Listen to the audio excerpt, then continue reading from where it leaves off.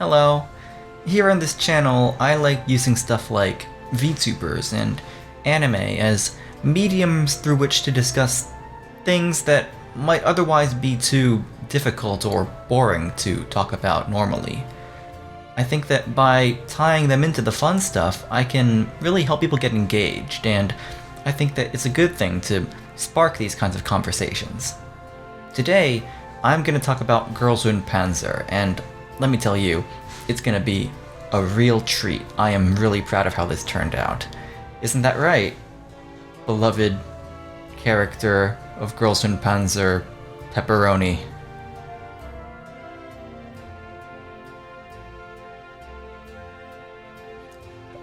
Her swimsuit's yellow, but on the camera it looks really sketchy.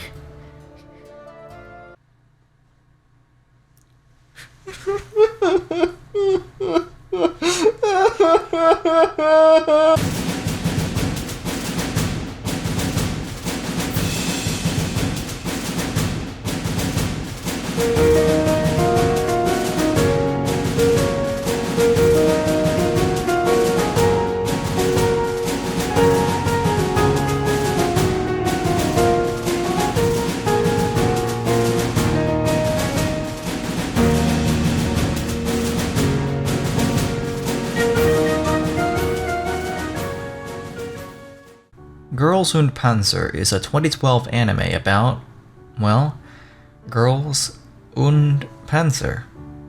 In the show's universe, World War II tanks are crewed by high school girls in a school sport called Sencha-do, or tankery. The casts span multiple schools, most of which represent the various nations that fought in World War II, such as America, the UK, Nazi Germany, and the Soviet Union. History buffs love Girls und Panzer, and for good reason. The soundtrack is chock full of period military songs, and it's clear that the creators spent months painstakingly recreating every aspect of tank combat, from the nuts and bolts of the tanks themselves to how they're operated by crews. I imagine that the creators really do care a great deal about historical accuracy and getting everything right about these really impressive machines.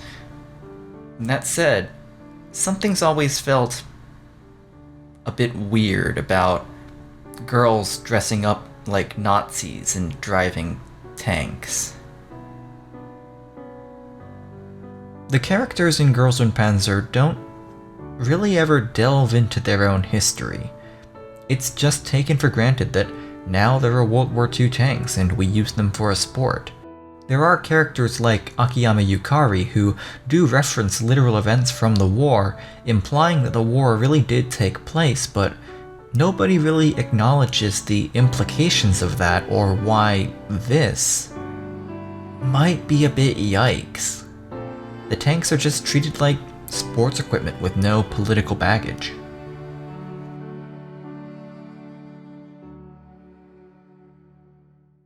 From 1861 to 1865, the USA was embroiled in a bitter civil war between northern Union states and southern Confederate states. At the heart of this conflict was a deep moral and philosophical question that divided the land. Is enslaving black people wrong? The northern states believed that it was, and the southern states were racist. Thankfully, the North won, and slavery was kind of abolished in most of the US as long as you weren't a prisoner. But the Confederacy didn't just disappear after the war. You might be familiar with the KKK, or the Ku Klux Klan, a white supremacist group who dress like this. Well, they were founded by ex-Confederate soldiers whose main aim was to resist any push for racial equality. They harassed, lynched, and murdered thousands of black people all across the South, often with the tacit endorsement of local governments. In doing so, they set the stage for racist legislation known as Jim Crow laws that continued the institutionalized suppression of black people long after slavery was formally abolished. While the KKK's influence has faded since its heyday, Black people have remained a marginalized group even after attaining legal equality. Recent protests over police violence are fresh in the mind, but in pretty much every area of public life, from the economy to criminal justice, Black people still face bias and oppression. Systemic racism isn't a thing of the past, it's a real threat, and that's why we can't forget how we got here. But the Confederacy didn't just live on in overt hate groups like the KKK. Decades after the war, groups like the United Daughters of the Confederacy began sanitizing Confederate history. They pushed the lost cause myth, the false notion that the Confederate cause was actually a just and noble struggle against the supposed tyranny of the North. These revisionist groups funded monuments to the Confederate cause all across America, even in state capitals, and some of these still stand today. In recent years, protest movements like Black Lives Matter have organized for the removal of these Confederate monuments, arguing that they're symbols of America's racism and slavery. And yeah, they fucking are. Opponents of the removal of Confederate monuments argue that it is erasing their history. The phrase, heritage not hate, is often used to recouch the Confederacy as part of Southern culture. If you take them seriously, these neo-Confederates are just a bunch of history buffs who are super into a specific few years in Southern history when the South just so happened to be fighting a war and just so happened to be enslaving Black people. The monuments are just pieces of Southern culture with no political baggage.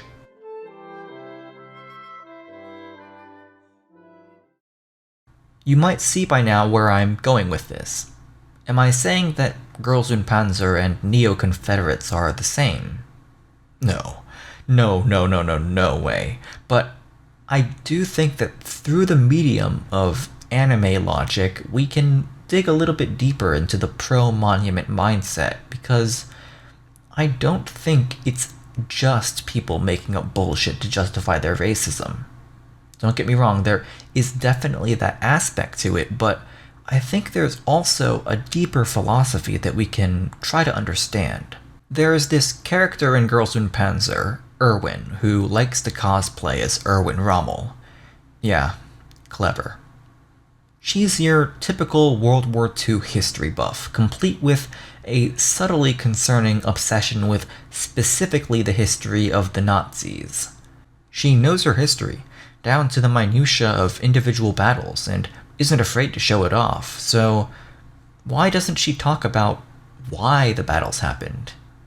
The tanks she knows so much about wouldn't exist if it weren't for the expansionist and genocidal fascism that governed Germany at the time, but she doesn't talk about that.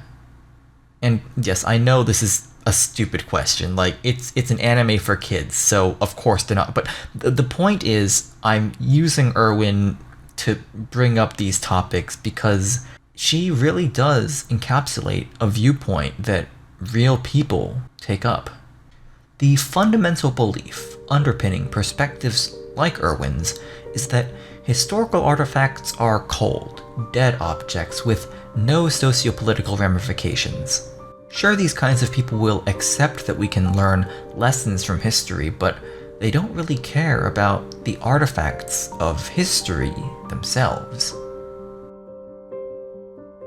The time of the media is not the time which humans know and which culture knows. The technological time is creating its own figures of time-critical operations, like in computing, which humans are not aware of, but which create a different world of time operations. Media archaeology is the idea that we should be analyzing historical artifacts divorced from their cultural and historical circumstances. Theorists such as Wolfgang Ernst proposed that we should view artifacts with a cold gaze. Historiography is unreliable, it's subjective, it's constantly changing. Ernst believed that we can understand periods in human development based on changes in media and technology. The light bulb, the radio, the computer, these mark off far more objective moments in human history. In other words, instead of understanding media through culture, Ernst understands culture through media. All that said, I do think there is some merit to Ernst's criticism of historical analysis. And to illustrate what I mean by that, I want to reference another writer, a Japanese person named Natsume Soseki. Soseki took exception to the view that history was continuous and inevitable, as well as to the hidden ethnocentrism of the history that emerged in 19th century Europe. Moreover, he rejected the idea that a literary work could be reduced to a whole called the spirit of the age or the author, and emphasized only those characteristics manifested in the work itself. Soseki and Ernst's approaches align with a theory of literature called Formalism, which seeks to understand a work completely divorced from its environment or historical circumstances. For me, Soseki's approach actually seems pretty appealing, especially rejecting hegemonic and Eurocentric literary theories. I think that he has a point that we can't allow ourselves to lock our understanding of history into one perspective, and that media isn't just the sum product of historical circumstance, but also the product of individual human beings. That said, there are other worse conclusions to this formalist reading of history.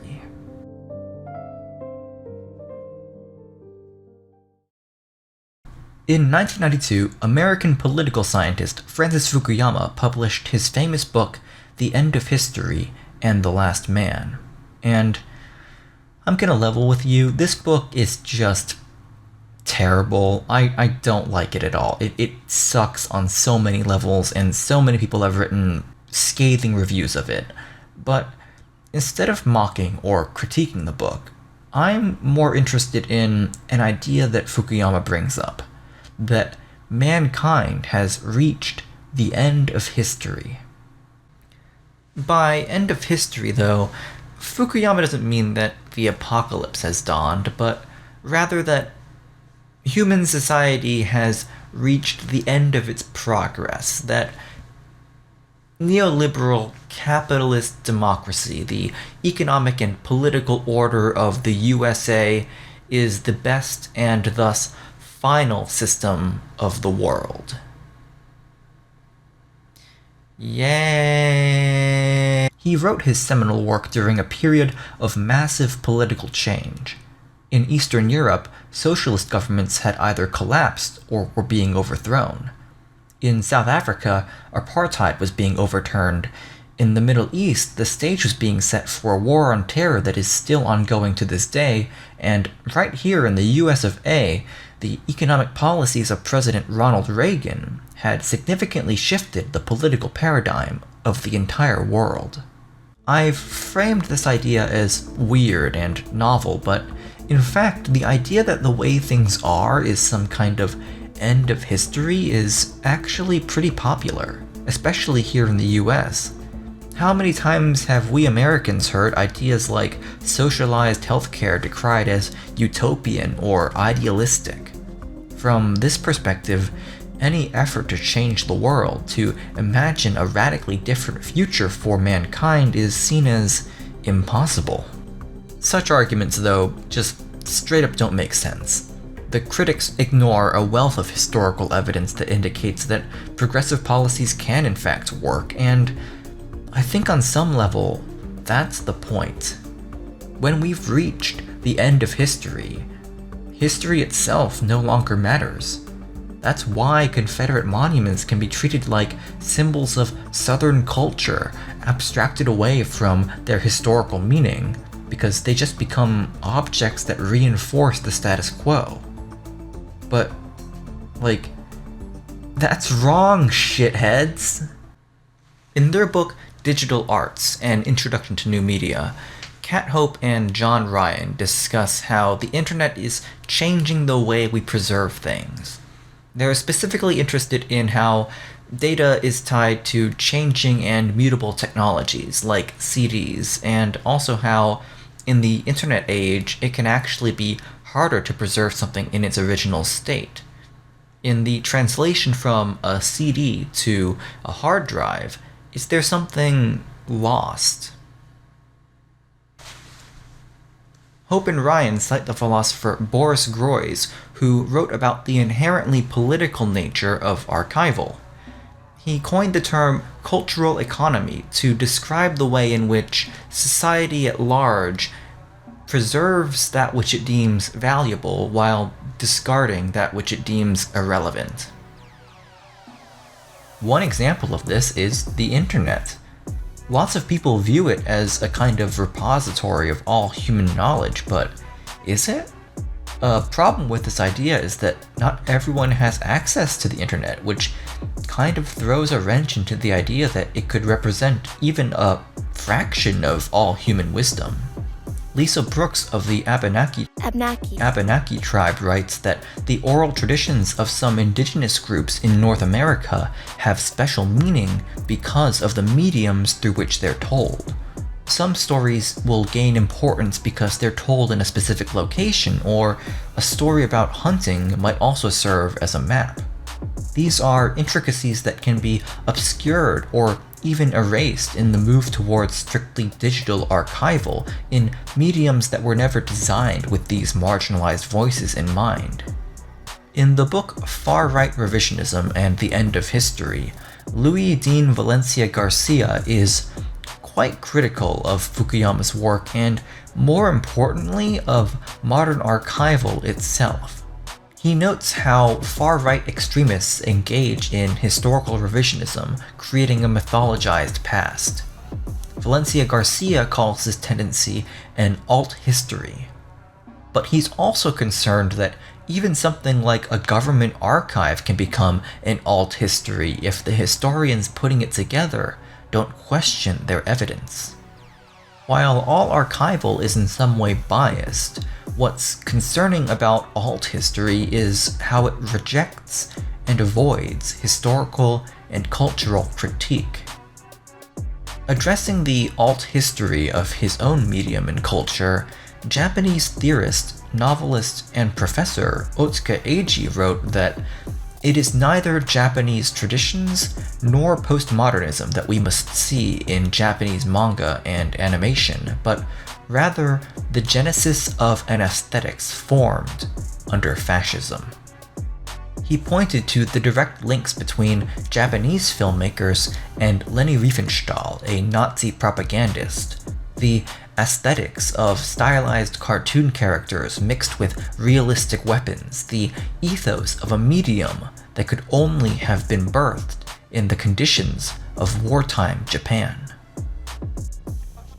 He was writing about a much different genre of anime a long time ago, but for me, it's pretty easy to see some of the ideas that Otsuka Eiji is talking about cropping up in Girls und Panzer.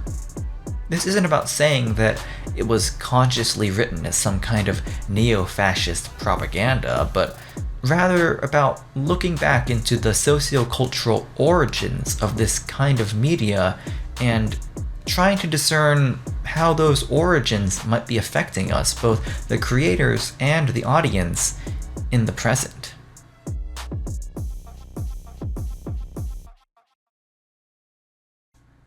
The media that we have today must be read socially, culturally, and historically, not only to understand whose voices are represented, but also to uncover whose voices are underrepresented. The way we record history and preserve the artifacts of the past is an inherently political endeavor that will, in the process, reveal every societal privilege, every social inequity. I don't think that these artifacts can ever be separated from their troubled historical origins. Whew, let's take a breather and talk about some anime again. I've been pretty hard on the characters of Girls und Panzer, but to be honest, I do think that the show does, at its core, find itself in tension with archival and preservation. The central conflict of the show is the desperate struggle of the protagonists against all odds, not for fame, glory, or money, but to preserve their school. Ori Girls High School is being shut down because times are changing. So Miho and her friends fight back to preserve something that gives their lives meaning. School ties them together. It's where they learn, slack off, and have fun after class. And then, when their school does get shut down during the movie, spoilers, the focus is still on the act of preservation. They get the American team to sneak their tanks off the ship so that they don't get scrapped for metal.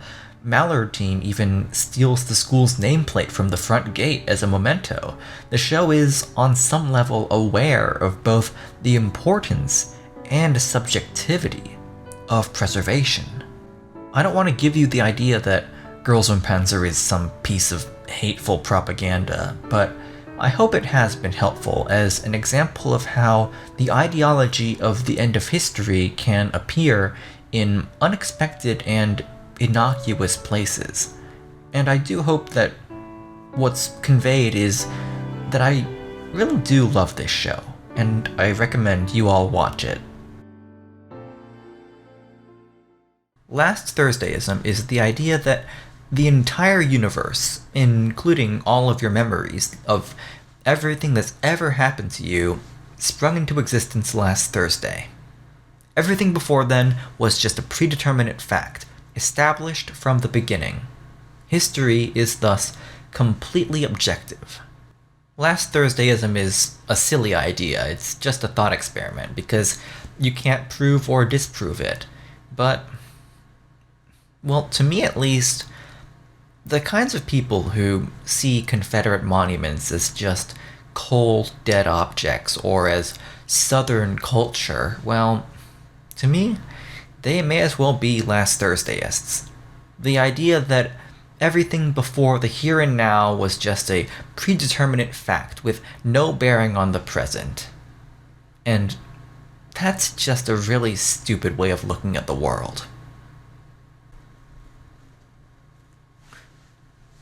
I'm not a cynical person. I think that we can do better than the past, and I think that we can make the world a better place by listening to and lifting up the voices of marginalized groups that have been historically disadvantaged by oppressive power structures. The artifacts of the past aren't dead, they're living reminders of the people and systems who put them in place, and now it's our job to decide what we think is valuable, what we want to preserve into the future. We are responsible for deciding what the world of tomorrow will look like.